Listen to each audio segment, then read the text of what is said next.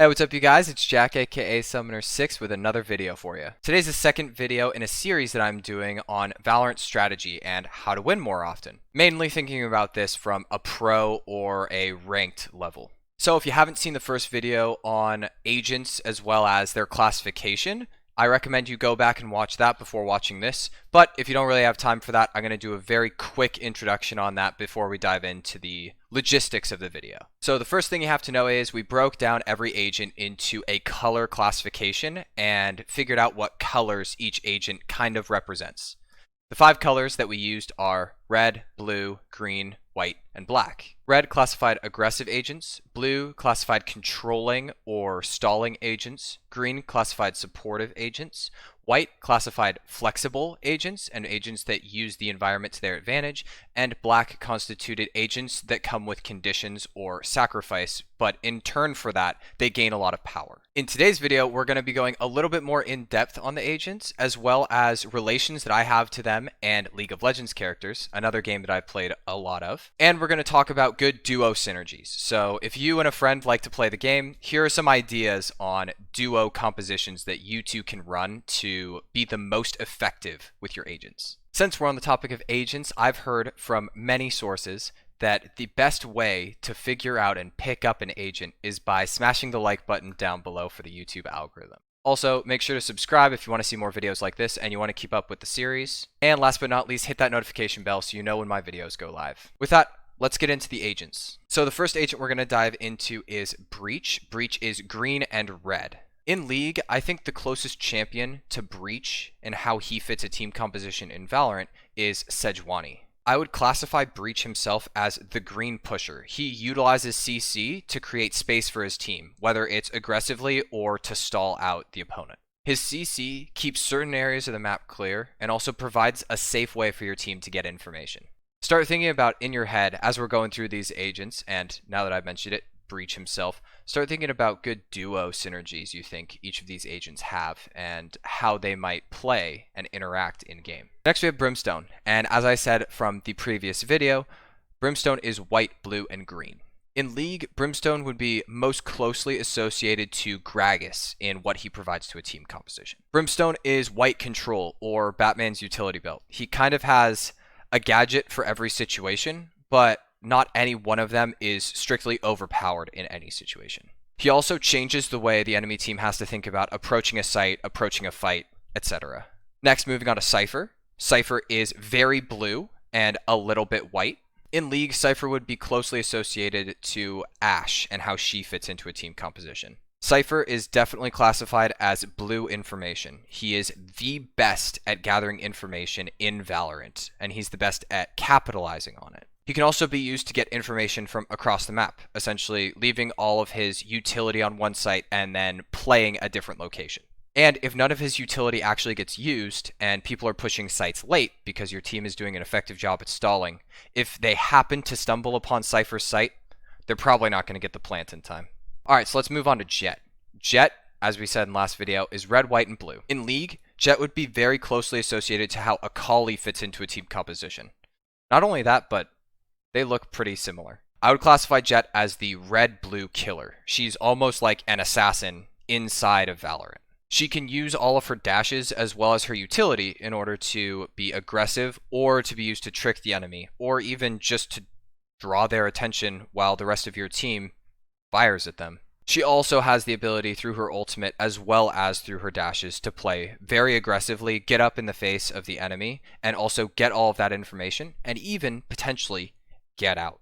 No agent in the game currently can do quite what Jett can do. Alright, let's move on to Killjoy. Like I said in last video, Killjoy is blue and green. In League, Killjoy would be closely associated to how Heimerdinger would fit into a composition. I would classify Killjoy specifically as blue control. She has the premier control as well as stalling tools, and like I said in the last video, she is the best anchor in Valorant. All of her utility is used to debuff her enemies and also control a site. She would be the best single agent to have soloing a site. Not only that, but her utility is being used in pretty interesting ways on offense too. Alright, let's move on to Omen. Omen is one of those unique agents that spans every color, but at the heart of his kit, he's very white. In League, Omen would be very closely associated to how Yasuo fits into a team composition. I would classify Omen as the jack of all trades, not necessarily master of none, but he can do a little bit of everything. Omen can change his playstyle to fit the needs of his team throughout the game. Because of this, as long as he still has his utility, he's able to act as pretty much anything his team needs throughout a round even. This is what makes him so strong right now. Alright, now let's move on to Phoenix. As I said last time, Phoenix is red, blue, green, and a little bit of white.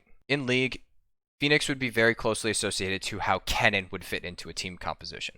I would classify Phoenix as the red flexible entry. He gets in, tries to get his team onto site, or tries to get information if he's on defense, and then he tries to get out. Phoenix adds a lot to his team as well as himself with the flexibility of his kit that enables him to not only 1v1 well, but he also provides pretty good utility to the rest of his team. Alright, now let's move on to Raze. As I said before, Raze is the closest thing we have to mono red in the game, which is just pure aggression. In League, Raze would be very closely associated to how Darius fits into a team composition. In Valorant, I would classify Raze as the red aggressor.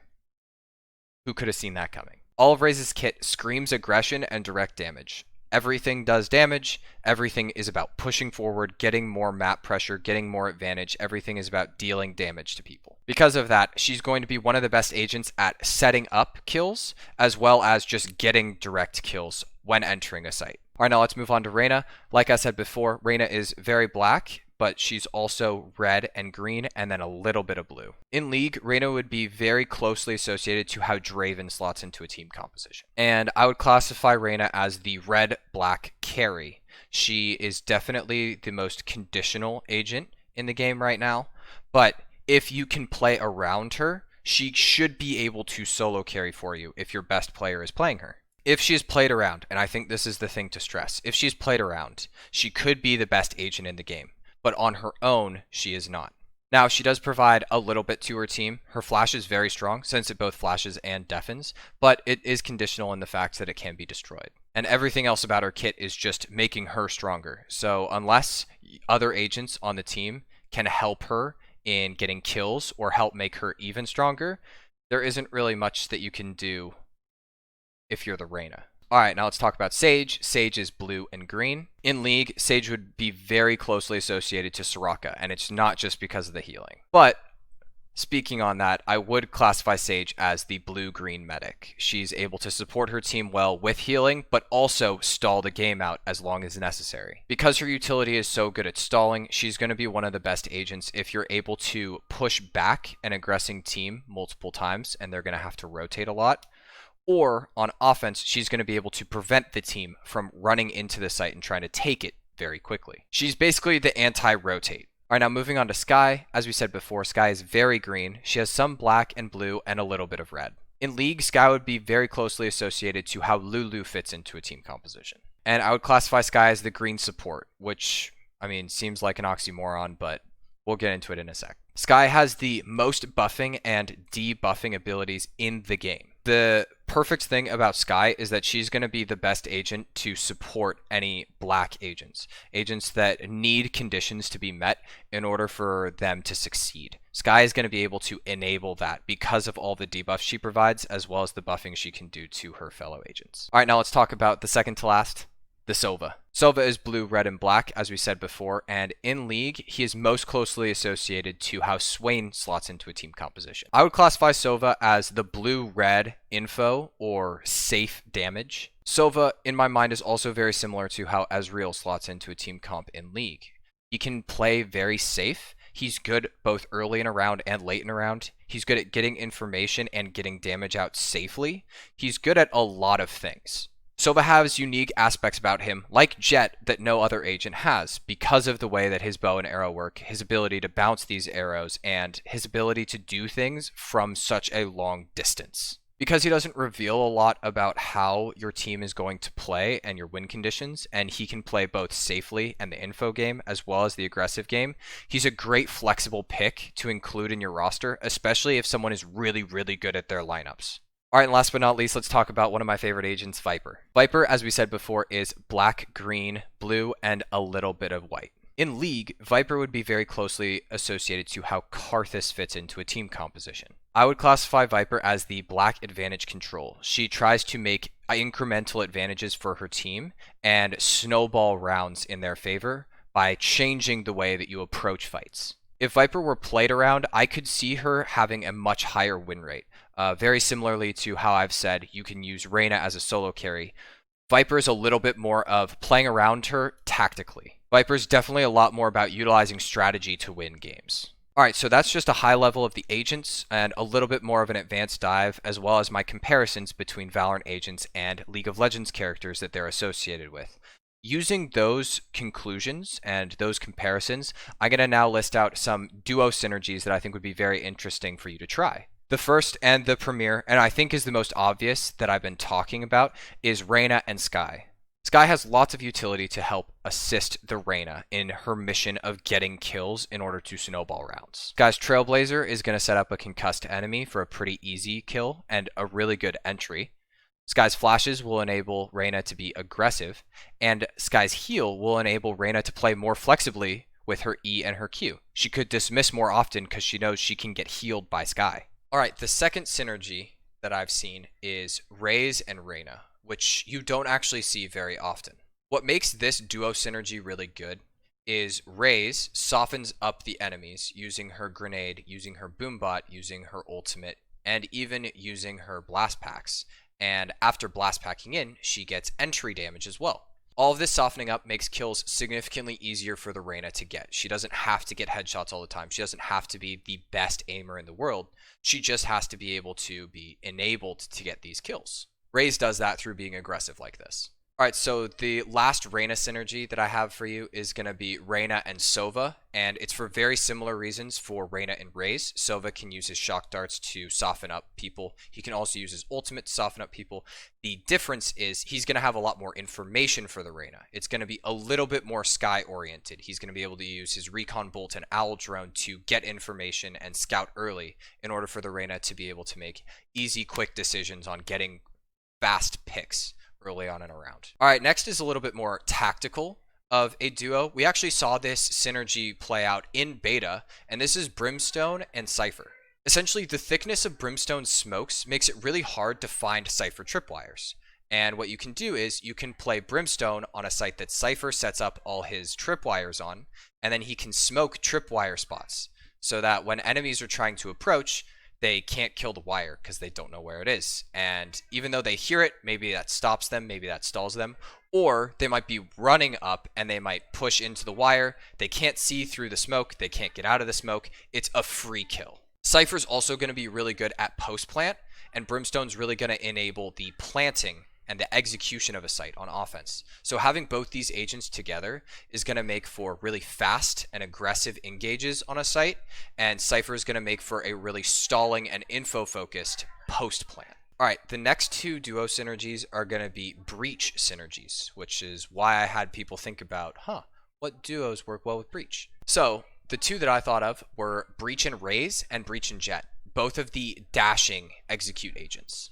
So the reason I think this works so well is Breach plus a dashing agent basically enables the dashing agent to get on site and capitalize on the CC that Breach has more easily and more often. Essentially, Breach's signature ability Fault Line doesn't stun for a super long time, so you want to be able to follow up on it fast. And Jett and Raze are both really enabled to do that because of their ability to close the gap so quick. The other reason why I think Breach and Raze is so good in particular is that Raze can also capitalize on the CC using her damage. So if Breach were to execute, let's say, A site on Ascent using his Fault Line, which doesn't actually CC for that long but is impactful, Raze would be able to toss her Paint Shells Heaven and then peek Generator after blasting herself onto site. And she'd be able to kill two birds with one stone, especially if the enemy agents were stacked up like that. Alright, I've got two more duos for you to try out, and the first one is going to be Jett and Skye. Now, obviously, I talked about how Skye can bolster the win conditions of agents really easily, but the thing about Jett is that Jett is also a really solid solo carry, much like Reyna. So even though Jett doesn't have as many conditional abilities, in fact, she doesn't really have any conditional abilities, she's going to be more enabled by someone who can support her because of the fact that Jett is like a 1v5 agent.